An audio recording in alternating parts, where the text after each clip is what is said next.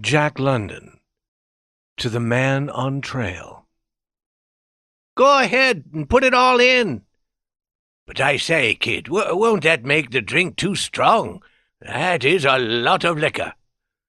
"Put it in. Who's making this drink?" And Malamute Kid smiled kindly through the clouds of steam. "When you've been in the country as long as I have, you will learn that the holidays come only once a year, and without some strong drinks, well, they're like digging for gold and hitting rock." "And that is the truth," approved Big Jim Belden, who had traveled from his mining camp to observe the holidays in Malamute Kid's cabin. "Have you forgotten the stuff we gave the Tananas to drink?" "I guess I did," replied Malamute Kid. "Boys, that was something to see. The whole tribe was ready to fight because of the drinks we gave them." "That was before your time," Malamute Kid continued as he turned toward Stanley Prince, a young mining engineer who had been in the country 2 years. "There were no white women in the country then, and Mason wanted to get married. Well, Ruth's father was chief of the Tananas, and he objected. The rest of the tribe did too. But we gave them some really strong drinks, and you should have seen them try to catch us when we ran away with Ruth." "What happened to the girl?" asked Louis Savoy, the tall French-Canadian, becoming interested. Malamute Kid, who was a good storyteller, proceeded with the rest of the tale. "We reached the Yukon at the right moment. The tribe was only a quarter of an hour behind us, but that saved us. When they arrived, the ice on the river had started to break up and move, and they could not cross. When they finally got into town, everyone was ready for 'em. Ask Father Rabeau here. He married the couple." The missionary took the pipe he was smoking from his lips and smiled to see that the whole company approved the story. Then, as the first cups of the drink were passed around, Bettles leaped to his feet and began to sing a well-known song. Malamute Kid's drink did its work. The men of the camps and trails felt its warmth. Soon jokes and songs and tales of past adventure were told around the table. They were strangers from a dozen lands, but they drank to the good health and fortune of each and all. Then Malamute Kid arose, cup in hand, and glanced at the window where the frost stood 3 inches thick. "A health to the man on trail this night. May his food be enough. May his dogs keep their legs. May his matches never misfire." Suddenly they heard the familiar music of the dog whip and the sound of a sled as it stopped in front of the cabin. Conversation ceased while they waited to see what would happen next. "It is someone who knows life on the trail. Hear how he cares for his dogs first, and then himself," whispered Malamute Kid to Prince. They listened to the harks of pain which told their practiced ears that the stranger was beating back their dogs while he fed his own. Then came the expected knock, sharp and confident. The stranger entered. Blinded for a moment by the light, he hesitated at the door. He made a handsome picture in his warm clothing of wool and fur. He stood 6 feet 2 or 3 inches tall. His face was pink from the cold, and his hair was frosted with ice. On a belt outside his jacket he wore 2 guns and a hunting knife. In addition, he carried a dog whip and another gun. As he came forward into the room, they could see that he was very tired. There was a moment when no one spoke. Then his greeting, "What cheer, my lads?" put them at ease. In the next instant Malamute Kid and he had grasped hands. Although the 2 men had never met, each had heard of the other, and recognized the other at once. The stranger was introduced all around, and a cup of liquor was forced upon him before he could explain his presence. "How long since that sled with 3 men and 8 dogs passed?" he asked. "About 2 days ahead. Are you trying to catch them?" "Yes, they have my team. They stole them from under my nose. But I have gained 2 days already. I will find them soon." "Do you think they will give you a fight?" asked Belden, to keep the conversation going. Malamute Kid already had the coffee pot on the stove and was busy cooking some meat. Answering the question, the stranger pointed to his guns. "When did you leave Dawson?" 12 o'clock. "Last night?" Belden asked. "Today." A murmur of surprise spread around the circle, and it was with good reason. It was then exactly midnight, and traveling over 75 miles of rough river trail was an unusual accomplishment in 12 hours. But soon they began talking of other things, and the young stranger sat down to eat. As he did so, Malamute Kid studied his face. He was not long in deciding that it was a fair and honest face, and that he liked it. It was still young, but the lines on it had been firmly traced by much work. His blue eyes were calm when resting, but they gave the promise of a hard, steel-like shine when called into action. The lower part of his face had a firmness that showed an unyielding character. The qualities of the lion could be seen there. But there was no lack of a kind of softness which indicated that emotions were part of his nature. "So that's how my wife and I got married," said Belden, concluding the exciting tale of his wedding. "Are there any children waiting for you at home?" asked the stranger, joining the talk again. "No. My wife died before any came.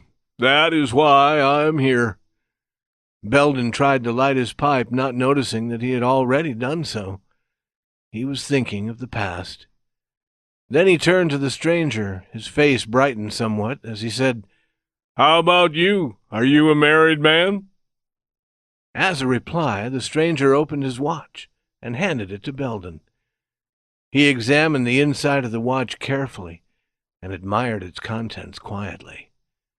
Then he handed it to Louise Savoy. Exclaiming softly, he showed it to Prince, too. As he did so, they noticed that his hands trembled, and his eyes took on a strange softness.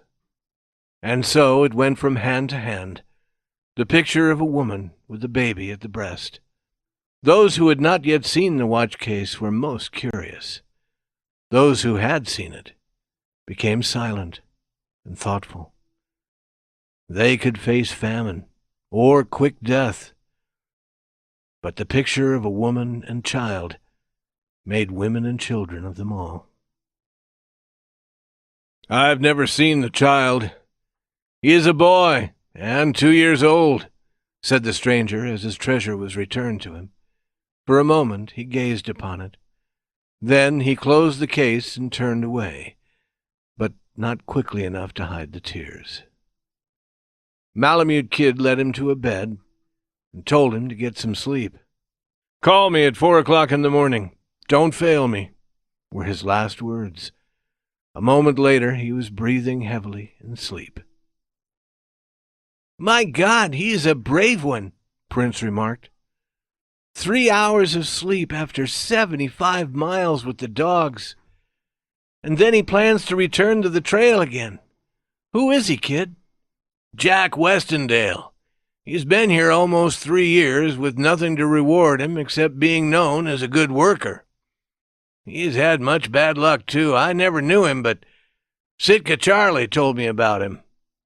It seems unfair that a man with a sweet young wife like his should be wasting his years in this wild place.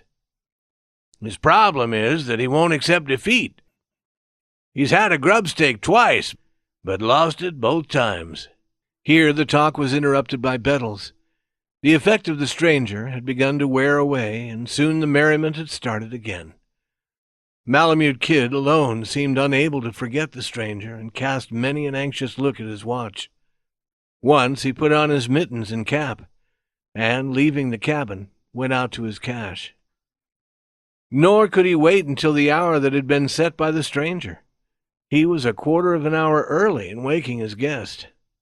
The young fellow had become quite stiff because of his long hours on the trail, and it was necessary to rub his body and his legs to bring him to his feet.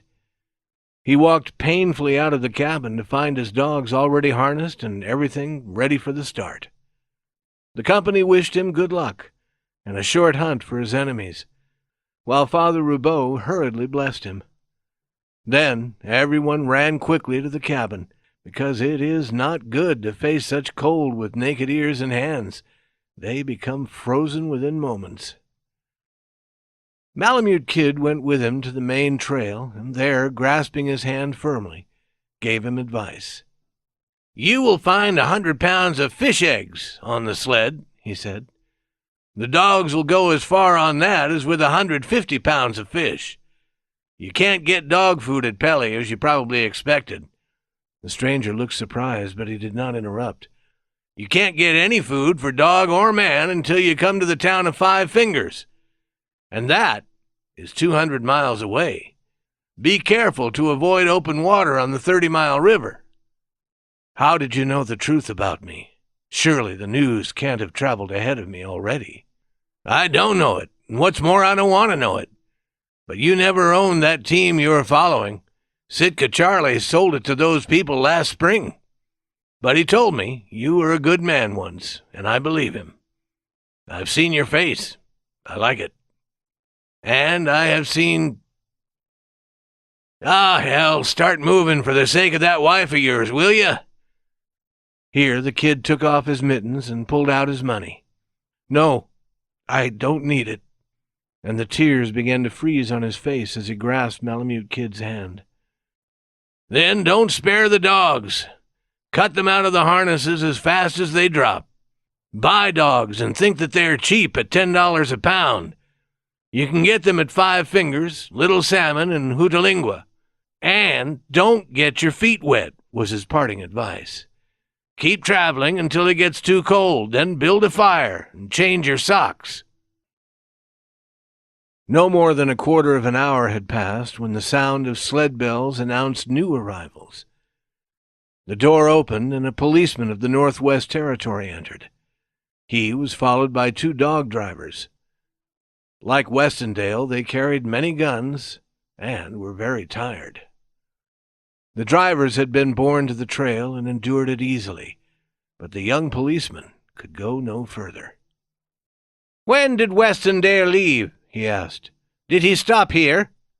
The question was unnecessary because the tracks in the snow told their own tale too well. Malamute Kid had given Belden a knowing look. Belden began to realize what the true situation was and answered accordingly. "Oh, he left a long time ago." "Come, my man, tell me," the policeman ordered. "You seem to want him very badly. Did he have some trouble down in Dawson?" "He stole $40,000 from Harry McFarland's gambling house. Who is to stop him from leaving the country if we don't catch him?"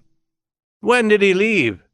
Every eye hid its excitement, because Malamute Kid had shown them how to act. The young officer met with unknowing faces on every side. Walking toward Prince, he asked the same question. Prince gave him an indefinite reply concerning the condition of the trail. Then the policeman saw Father Roubaud, who could not lie. "A quarter of an hour ago," the missionary answered. "But he had 4 hours of rest for himself and his dogs." "A quarter of an hour! And he is fresh! My God!" The unhappy fellow sat down, half fainting because of his own tired state. He murmured that he had come from Dawson in 10 hours and the dogs could travel no further. Malamute Kid forced him to drink a cup of the liquor. Then the policeman turned toward the door, ordering the dog drivers to follow. But the drivers did not want to leave the warmth and the promise of rest. They objected strongly. The kid could understand the strange language they spoke and followed their words anxiously. They insisted that the dogs were too tired and that it would be necessary to shoot 2 of them before the first mile had been traveled. They said it would be better for everyone to rest. "Would you lend me 5 dogs?" the policeman asked, speaking to Malamute Kid. But the kid shook his head, meaning no. "I will sign a note of payment for you in the name of the chief of police. I have the authority to do so." Again the kid refused, silently. "Then I must take your dogs in the name of the law." Smiling, the kid glanced at his stock of guns. The policeman, realizing his lack of power, turned toward the door. The dog drivers still objected, and he spoke to them fiercely, calling them women and dogs. The older driver rose to his feet. With a curse, he promised that he would travel fast. He would travel so fast, he added, that the policeman's legs would break. Then he threatened that he would happily plant him in the snow. The young policeman walked steadily to the door, displaying a freshness that he did not possess. But they all knew and admired his proud effort. Covered with frost, the dogs were sleeping in the snow. It was almost impossible to force them to stand. The tired animals cried as they were whipped because the dog drivers were angry and cruel. Not until Babette, the leader dog, was cut from the harness could they load the sled and start traveling. "He lied! Worse than an Indian! He is no good!" It was easy to see that the men were angry. First, because they had been fooled by Weston Dale, and second, they knew the principles by which men lived in the Northland, and honesty was the chief of these. "And to think that we helped him, after knowing what he had done." All eyes turned toward Malamute Kid, who rose from the corner where he had been comforting Babette. He silently emptied the bowl for a final drink. "It is a cold night, boys, a very cold night," was what he said as he began to defend himself. "You have all traveled the trail, and know how difficult it is. Don't judge a man without knowing his whole story. You have only heard one side. A better man than Jack Weston Dale never ate from the same pot with you and me. Last year he gave his whole earnings, $40,000, to Joe Castrol to buy a share in a mining company for him. Today he would be a rich man.